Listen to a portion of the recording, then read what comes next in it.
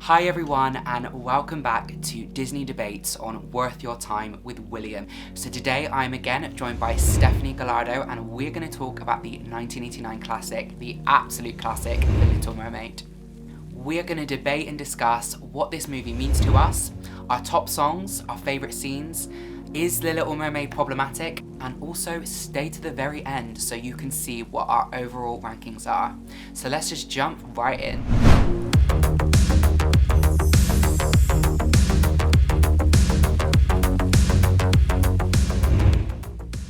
Hi Stephanie, how are you doing? Hello, I'm doing great. Very excited to talk about this new Disney classic that I think we both love. What is your history with this movie?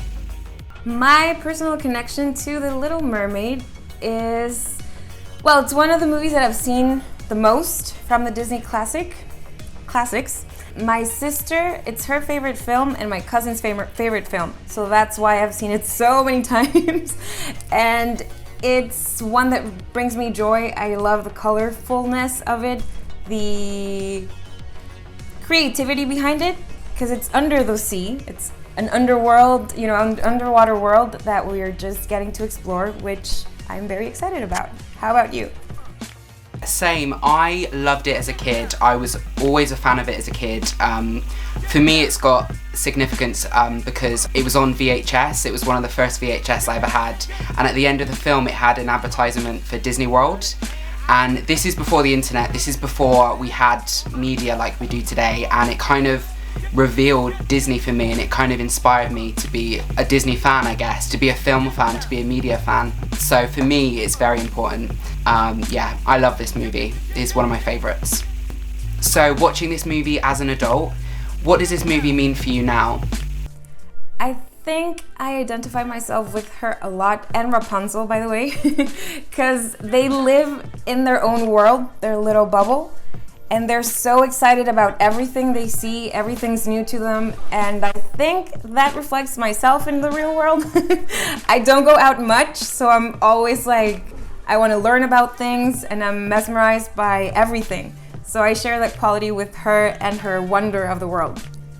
I completely agree. I love that it's essentially a coming-of-age story about a teenager who wants to leave her environment and be who she wants to be. And for me, we can all relate to that. We can all relate to being young and not wanting to stick to the rules and being controlled in a controlling environment. I think one of my favourite things about this movie is the relationship between Ariel and her dad. Like, it's just done so well, and it's strangely realistic and also very, very tense, very dramatic. One scene in particular, the scene when Triton demolishes Ariel's cave and demolishes the statue, it's so intense and so dramatic. Like, it gets under your skin and it's thrilling, and I love that scene. But more importantly, the relationship between the daughter and the father, it's so good. So good. I love it. Yes, I agree with you. It reflects a lot of our relationships with our parents growing up. Someone must have gone through that, being not controlled, but having rules that you don't agree with. And you try to be yourself and try to do something that you cannot do, and that drives you even further away from it and into mistakes, as we see with her and Ursula. Definitely. Oh my gosh, how romantic is this movie? Yes, that reminds me of my favorite scene, which is when Ariel is ashore and she sees Eric for the first time, and he approaches her and she doesn't speak, so she's just trying to look good and trying to communicate with him, and she's just so in love, so infatuated with the idea of Eric. She doesn't even know him. That's one thing, but she's so in love with him that she's willing to do everything to try to get to know him better. For me, this is a perfect movie. To me, this is a faultless movie. I love it so much. But that brings me to an interesting topic, because Ariel's goal in this movie is to find a man to get married and to leave home. Now, that's been a big criticism of the film. Do you agree with that, or Do you have any feelings towards that at all? I think it's been an issue with most of the Disney classics. You know, how the girl's always trying to find the prince and trying to get married. That's her only goal, or love in general. I think that's been changing a lot with the new Disney movies, like, you know, The Princess and the Frog and Rapunzel. You know, it's been changing over the years, which is reflecting, I think, our society. So definitely don't agree with that idea, but it plays a big part of our story. Interesting. I agree with you. We've had a Disney renaissance in the past, I think, 10, 15 years, even with Wreck-It Ralph 2, which kind of was a postmodern, not to use that kind of phrase, but they've twisted it on its head. But for me, obviously, this movie was made in 1988, I believe, and this was the beginning of the Disney renaissance. This was the one that reinvigorated Disney. This saved Disney. So it's a hugely important movie, not just for the audience, but for Disney itself. It saved the company. Don't you think that this movie, it's like 90 minutes, maybe 80 minutes, but every single scene has a purpose. Every single scene drives the story forward. Not one moment are you twiddling your thumbs or bored. Every single moment you're just so encapsulated by it. Yes, and they use the introduction of the characters very well. Ariel being not present at the sisters' presentation, that tells you so much about Ariel, who she is. And then Ursula as well with her song. Everything plays in perfectly. Totally agree. Also, don't you think this is a really intense film? Like, this film is as intense as an action movie. It's so edge of your seat. Anything from the ship being taken under by the storm, to the finale, to even the menace of Ursula. It's just so edge of your seat. Yes. I love Ursula. She's one of my favorite Disney villains because I think she represents evil and revenge. She's pure evil, and all she does is to take the trident away from Trident. She wants to be the queen of the sea. Yes, I think Ursula is probably one of the best Disney villains, if not the best. The voice acting and the character design, and she's extremely realistic, and she's brilliant. She's so good. And her design, like you said, being an octopus, it looks so cool because she has this menacing presence, and you know that she is out there to do what she has to do to get what she wants, which is just awesome. I think she's one of the best Disney villains. Definitely.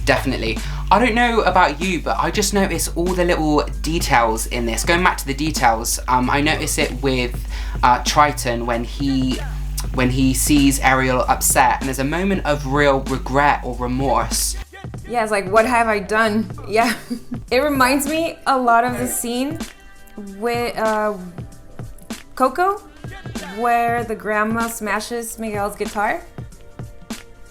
That's like, you're breaking her world, you're tearing everything apart, what she believes in and what she stands for, so that's powerful, coming from your father. Definitely. Love it. Cool. Do you have anything else you want to add to your overall thoughts of the movie before we move on? I love it. It's one of those feel-good movies that when you see, you're automatically just happy. Do you know what? I completely agree, and we haven't really talked about this, but it makes me so happy. It always makes me cry. It always brings something out of me that only musicals and Disney can do. I completely agree. And the music is a 10 out of 10. Well, that leads us on to our top 5 songs, and I completely agree with you. It was really hard for me to do this list because all of the songs, bar maybe one, are spectacular. So what is your number 5? My number 5 is Les Poissons by Chef Louis. Yes. I think it's a good song, but it's not on top of my list. But I think it shows us what Earth people do with sea creatures. So it's an important part of the film. I kind of forgot it was a song. I didn't even realize it was a song until I saw the soundtrack, and I was like, oh yeah, that was a song. But did you count the daughter's song at the beginning? Did you count that at all? That I did think about, but I think I like Le Poisson better than that one. It's not that I don't like it, but I didn't count that as a full song. You know, because it's so short. What's your number 5? My number 5 is Le Poisson. Yeah, mine was exactly the same. Yeah. It's a fine song. I mean, it's silly and fun, and it's interesting in a sense because I could criticize the movie and say, oh, I don't really like that scene, or the scene is not that great. But actually, it's a good scene. It's funny. It's for children. It's silly, but it still works. I never watch it and go, oh gosh, this scene again. I'm like, oh no, like it's funny and like a bit scary and a bit gritty and a bit like, oh, like I love it though. I love that scene still. It proves Sebastian's point about the human world. You know what he talks about in Under the Sea. That song is proving what he was telling Ariel. What is your number 4? Ooh, tough list. I do have it here, but I'm between 2. You know, my 3 and 4 are shifting, but my number 4 is gonna be Under the Sea. Same. Weird, but same. Yeah. Yes, Under the Sea. I love that number. It's so fun and joyful to watch. And they use animation really well there because they combine a lot of colors and a lot of sea creatures, and you get to see Ariel's world for what it is. So, a very important scene, and it's so catchy, but I think I love the other songs a bit more. Completely agree. It's a huge hit of nostalgia. I think it works for children more, this song. It's colourful, it's fun. But again, because the other songs are just so up there and so brilliant that I really like Under the Sea, but I think, again, it is not as good as the other ones. But it's fun, it's upbeat, and again, I think it's more of a children's song than an adult song, maybe. Yeah, I completely agree. Yes, cool. What is your number 3?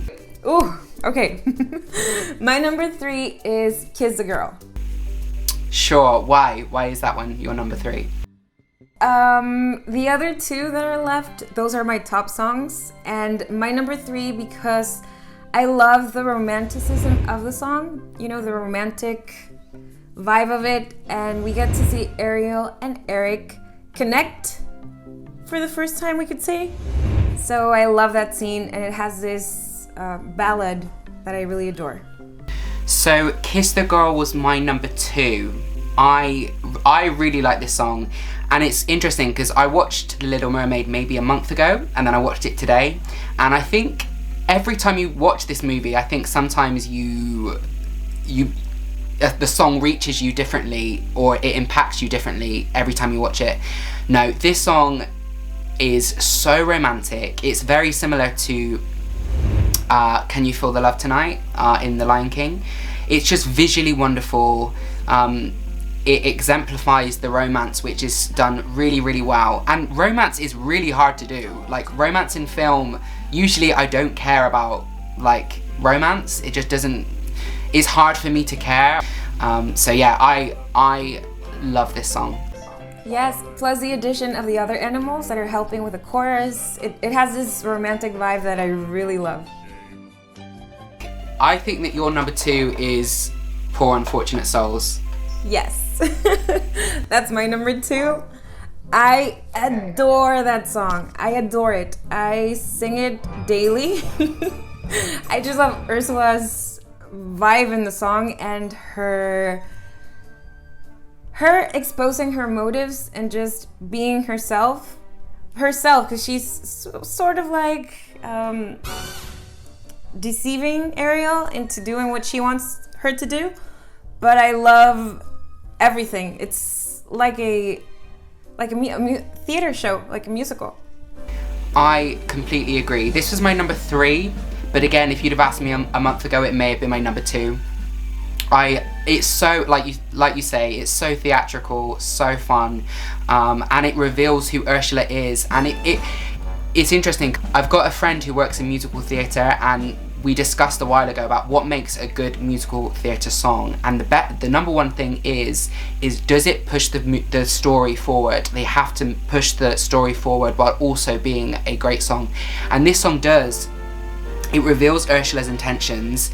Ariel signs her life away, and yeah, it whilst also being a fantastic song, and it starts off kind of fun and kooky and strange, and then actually it descends into like real serious stakes. I don't know about you, but I find those things that come out of the floor, I don't know what you'd call them, her little garden, really creepy. Yes, and it also shows you how many souls she has deceived over the past, I don't know how many years. So it tells you a lot about her character, her past, and what she's willing to do to get there. Number one. What is your number one? Part of Your World. Of course, of course. Why is it number one for you? My favorite Disney song ever. It's beautiful. I love Jodie Benson's voice in it. I love what she's describing. You could see in that scene her wonder and her love for the world, and I think that's just magical. I feel exactly the same way. I think this is probably my favorite Disney song. It's like a good meal when you don't want it to end and you want it to keep going and going and going, and it is just stunning. It's so good. It's so moving, and I love this song so much. Yes, I think it's one of the songs that I sing aloud the most. You know, either when I'm driving or if I'm showering or something, I'm just singing that song. Nice, nice. And you can relate it to anything you want in life. It's such a relatable song. Everyone wants to do something with their life. Everyone wants to go somewhere. Everyone has a dream, has a goal, usually that isn't coming true. So it is everyone can relate to this song in many different ways. But no, going back to your point about Jodie Benson, that's her name, Jodie Benson, yeah, I want to get it right.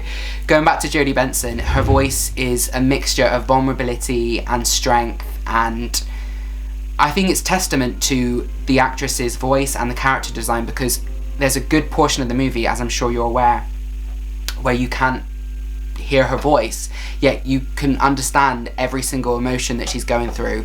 But yeah, going back to the song, I think Jodie Benson does a fantastic job, and it's just great. This song will go down in history as one of the greatest.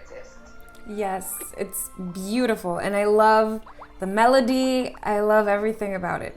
It transports me to a different world.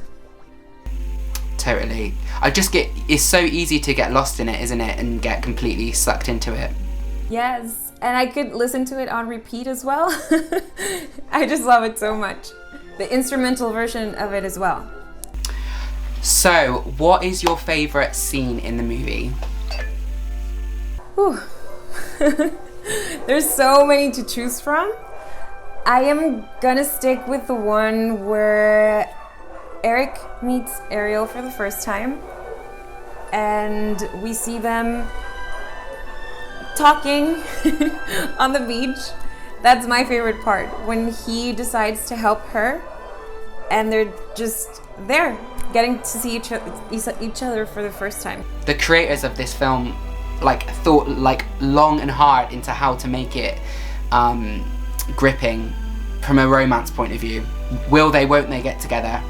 And they fall in love very quickly. You know, they only have 3 days to do so.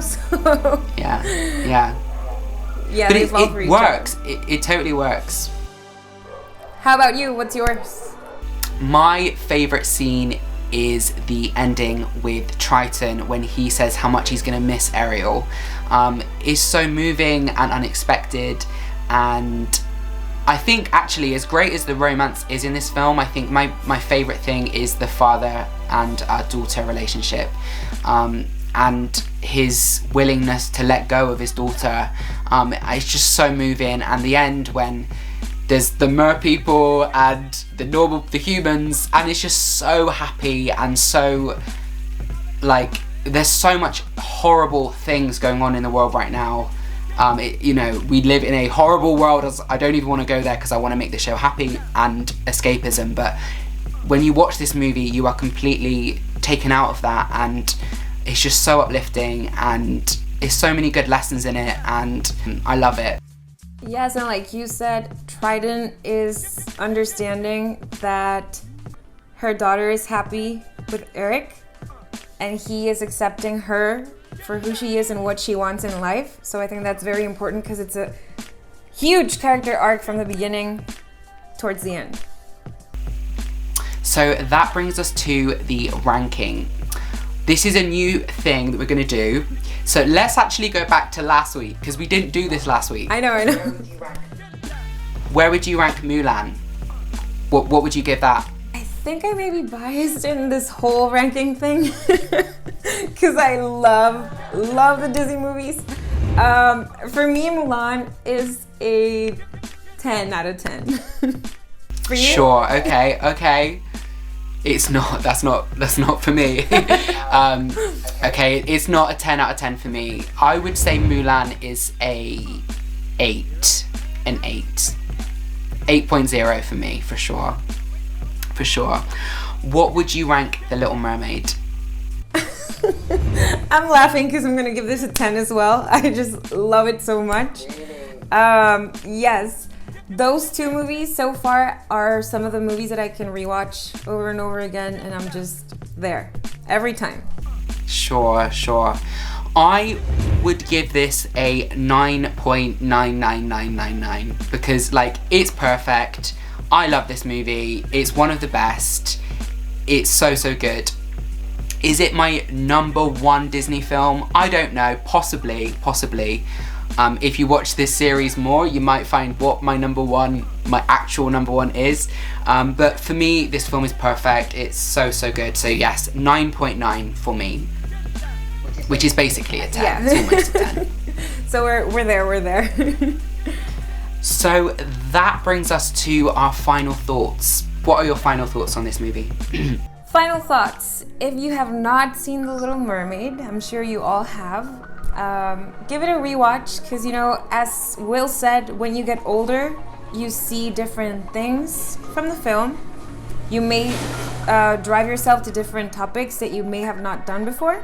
So I say give this a rewatch, and just a comment that I'm excited about the live action. Very excited about that because I think if they use the technology they did with Aquaman, they may have something special there. Interesting. We didn't really discuss the remake. I kind of want them to remake it, but I also don't want them to remake it because it's so special and perfect, and it's like if they tried to remake Back to the Future or, I don't know, a movie that I really love. I'm like, it's just so perfect that I don't really want them to remake it. I don't mind. They're gonna do it. They're filming it, but I would rather they just leave it where it is. It doesn't need to be touched. And I felt the exact same way with Beauty and the Beast. I was like, it's so perfect.